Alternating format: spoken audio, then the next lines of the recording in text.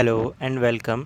Recently news आ रही है कि ईरान के जो जनरल हैं उन्होंने एक स्टेटमेंट दिया है जिसमें उन्होंने कहा है कि Iran can set fire to all US base in region at once. Iran जो है यूएस के ठिकानों को एक साथ आग लगा सकता है जो कि पर्शियन गल्फ में हैं। अब ऐसा उन्होंने क्यों कहा, यूएस का क्या रिएक्शन था, यूएस और ईरान के बीच में जो तनाव चल रहे हैं उसकी क्या सिचुएशन है, किन कारणों की वजह से चल रहे हैं, जो ये न्यूक्लियर डील 2015 से हाईलाइटेड है वो क्या है, उसके अंदर क्या था, प्लस जो एयर स्ट्राइक करके जो जनरल को मारा था यूएस ने वो किस वजह से था, तो वो आपको सब कुछ इस वीडियो में जानने को मिलेगा। तो आइए शुरू करते हैं। देखिए फ़िलहाल जो न्यूज़ आई है, जो इस्लामिक रेवोल्यूशनरी गार्ड है, कॉर्प्स है, आईआरजीसी, जो अभी जनरल बने हैं सुलेमानी की जगह, उनका नाम है जनरल हुसैन सलामी। इनका कहना ये है कि इन्होंने ये यूएस बेस में आग लगा सकते हैं पर्शियन गल्फ पे एट वंस, ये इनका कहना है। और उसके साथ साथ इन्होंने ये भी कहा कि यूएस आर्मी जो है वो अफोर्ड नहीं कर सकती, ना ही उनके पास पावर है कि वो ग्राउंड और ज़मीनी युद्ध कर सके इस्लामिक रिपब्लिक के साथ। यहाँ पे इस्लामिक रिपब्लिक ये रेफ़र कर रहे हैं ईरान को। जो स्नैपबैक जो है ये एक प्रोविज़न है, सैंक्शन प्रोविज़न है यूएन की तरफ से, जो 2015 की न्यूक्लियर डील की वजह से पहले लगा हुआ था और अब अमेरिका चाहता है कि ईरान के ऊपर अब लग जाए। और जो वो लगा रहा है लगातार जब से उसने विड्रॉ किया है 2018 में, 2 साल हो चुके हैं इस बात को। तो अब इसके बाद सलमानी का कहना है, जो जनरल है, कि अगर स्नैपबैक हो भी गया और हम बना नहीं पाए न्यूक्लियर वेपन, तो हम फायर कर देंगे ब्लैंक शॉट्स, बिना न्यूक्लियर वेपन के शॉट्स उनके ऊपर कर देंगे। और हम किसी से डरते नहीं हैं, हम न्यूक्लियर डील के साथ आगे बढ़ेंगे, उनकी धमकियों से हम डरने वाले हैं नहीं। 1000 टाइम्स, ये देखिए जो 1000 टाइम्स हेडिंग है, इसका मतलब क्या है। अभी कुछ दिनों पहले जब ये धमकी दे रहे थे ईरान फिर से कि हम बदला लेंगे सलेमानी का डेथ का, तो उसके बाद यूएस ने, जो डोनाल्ड ट्रंप हैं प्रेसिडेंट, उन्होंने ये ट्वीट किया था कि अगर ईरान किसी भी तरह का हमला करता है किसी भी वे में यूएस के ऊपर, तो यूएस से जो है उसको 1000 टाइम, 1000 गुना ज़्यादा और 1000 गुना बड़ा उससे हमला करेगा। सलामी, इसको जो जनरल है उसने कहा कि ये कोई माननीय या व्यक्तित्व जो है नहीं, तो इसलिए इसके ऊपर ध्यान नहीं देना चाहिए। प्लस उसने रिजेक्ट किया कि एलिगेशन जो है ईरान पर लगाए जा रहे थे कि ईरान जो है यूएसए का जो एनवॉय है साउथ अफ्रीका में, US ambassador to South Africa, उसको मारना चाहते हैं। तो उन्होंने इस केस में सलामी जो जनरल है उसने कहा कि ये रिडिकुलस, लाफेबल, हास्य के पात्र वाली बात है कि हमने ऐसा कुछ नहीं किया, ना ही हम करना चाहते। ईरान कभी भी ऐसा नहीं करेगा, किसी ऐसे को टारगेट नहीं करेगा जो कि इन्वॉल्व नहीं थे सुलेमानी की किलिंग के अंदर। देखिए जो कॉन्फ्लिक्ट है ईरान और यूएसए के बीच, उसके 2 कारण हैं मेनली। एक तो देखिए बहुत सारे थे, 1979 जो इस्लामिक रेवोल्यूशन है उसके बाद ईरान और यूएसए में बहुत कॉन्फ्लिक्ट रहे, जो लेकिन मेजर जो ट्रिगर हुए हैं वो 2 वजह से हुए हैं। जो ट्रंप ने एक तो विड्रॉल कर दिया न्यूक्लियर डील से, दूसरी बात जो असैसिनेशन हुआ ईरान के जनरल कसम सुलेमानी का जनवरी में। देखिए जो एग्रीमेंट था 2015 का जिसकी बात हो रही है, जो main root of the cause है, JCPOA कहा जाता था उसे, उसका है फुल फॉर्म है उसकी joint comprehensive plan of action. इसे ईरान न्यूक्लियर डील और ईरान डील भी कहा जाता था। ये 2008 मई 2018 को यूएस से जो है इससे विड्रॉ कर जाता है। ये एक JCPOA जो है एक एग्रीमेंट है ईरान के न्यूक्लियर प्रोग्राम के लिए, जो कि जुलाई 2015 में हुआ था। इसमें P5+1 permanent member of United nation security council UNSC के, जो कि हैं फ्रांस, चाइना, रशिया, UK और US, प्लस जर्मनी एक एक्स्ट्रा, इसको E3 या EU+3 भी कहा जाता था, ये लोग थे।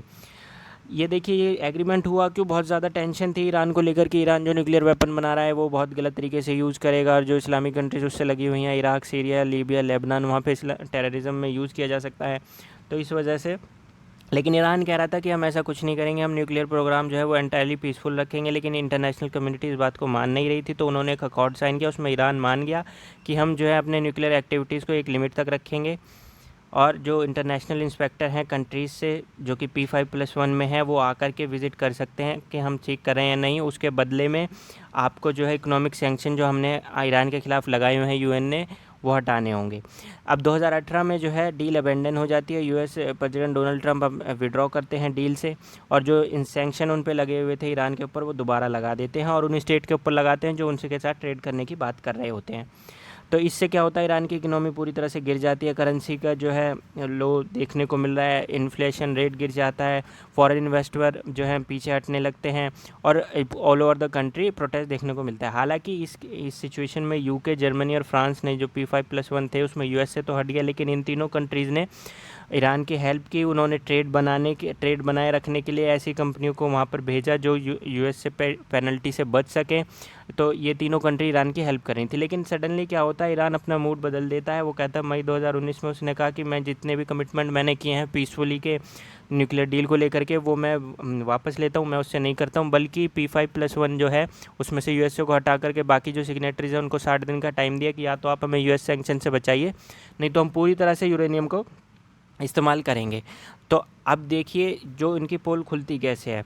IAEA international atomic energy agency जो है, जो न्यूक्लियर को ग्लोबल न्यूक्लियर देखभाल करता है कि कहाँ पर क्या चल रहा है, क्या करना है, तो उसने कहा कि भैया जब हमने इंस्पेक्शन की थी तो वो ऑलरेडी बहुत ज़्यादा बना रहे थे, जो लिमिट है उसको क्रॉस कर चुके हैं, लेकिन कितना ज़्यादा कर रहे हैं ये नहीं पता। तो देखिए कहीं ना कहीं हो सकता है कि डोनाल्ड ट्रंप को इस बात का पता चल गया है कि ये सामने तो डील दिखा रहे हैं कि हम पीसफुली करेंगे, जितना लिमिट है उसमें करेंगे, लेकिन पीठ पीछे वो कुछ और कर रहे थे। तो कहीं ना कहीं इंटेलिजेंस रिपोर्ट हो सकता है डोनाल्ड ट्रंप के पास गई हो और उन्होंने तब ये एक्शन लेने का सोचा हो।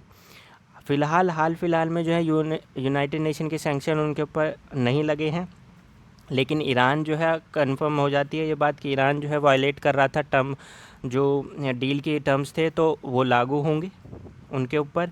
और इसके अंदर जो है ये जो है 10 साल तक प्रोविज़न लगेंगे उनके ऊपर, सैंक्शन लगेंगे, और पॉसिबिलिटी ये भी है कि 5 साल तक बढ़ा दिए जाए। अच्छा, जो जॉइंट कमीशन है यूनाइटेड नेशन की, अगर वो इस मैटर को सॉल्व नहीं कर पाती है डिस्प्यूट को, तो ये मैटर जो है रेफ़र कर दिया जाएगा UNSC को, यूनाइटेड नेशन सिक्योरिटी काउंसिल को।